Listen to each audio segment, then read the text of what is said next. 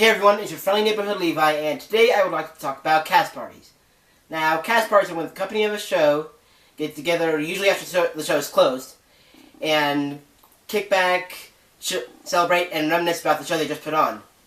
Now, I would like to take some time and do some reminiscing myself about the different cast parties I've been to. Now, for my school district, actual theater shows didn't start until the 5th and 6th grade musicals in the spring.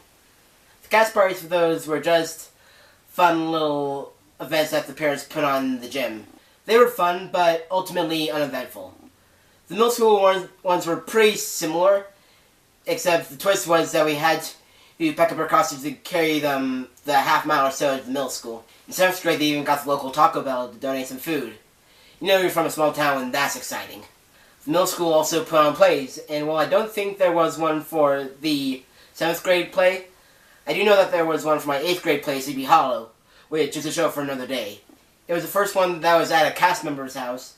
It's pretty simple, just hanging out, having a bonfire, sharing one of those giant Subway catering sandwiches. It was fun. Now we get to high school, and no more fooling around. Or maybe more fooling around. You'll see what I mean. My freshman year fall play cast party was at the senior girls' house, and this blew bonfires and Taco Bell out of the water. We're talking Dance Central, card games, other card games. Pizza? Yeah, pizza. That following spring we had another play, but if that had a cast party, I never heard of it. And sophomore year comes around and we get to Shrek the Musical.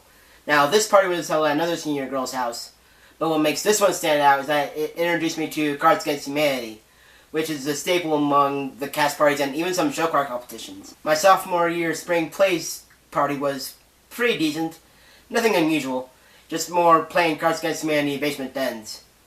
But we also saw Mean Girls, which I hadn't seen before that point, though my ride home did get pulled over.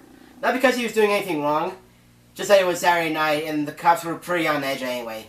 The fall of my junior year we did 2 shows, a children's show and a sequel, which you can hear about in a previous video. This 2-show system was reflected in the fact that we had a second, smaller cast party before the closing night. It was very last minute, so not as many people went to it and didn't last quite as long. But it was still all the good, reliable stuff with cards, pizza, and Netflix. In fact, the others were pretty much like that too. Pizza, Netflix, cards, bonding. So before the senior year fall musical one, the choir teacher described it to the freshmen as Netflix and chilling.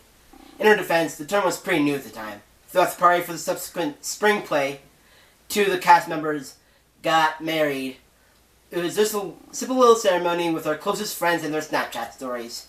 Though I doubt the freshman girl who did it was legally ordained, so the legitimacy of it is questionable. So what can I say to sum up these shenanigans? Well, while partying is far from the first or only reason that I love doing theater, it is part of a very big reason. Any show can be fun because the script is fun, but what makes a show amazing and memorable is having fun with people that you love. So if you made any of these memories with me, thank you. And thank you for watching my video. If you enjoyed, press like. If you want to see more, press subscribe. Until then, have a lovely day.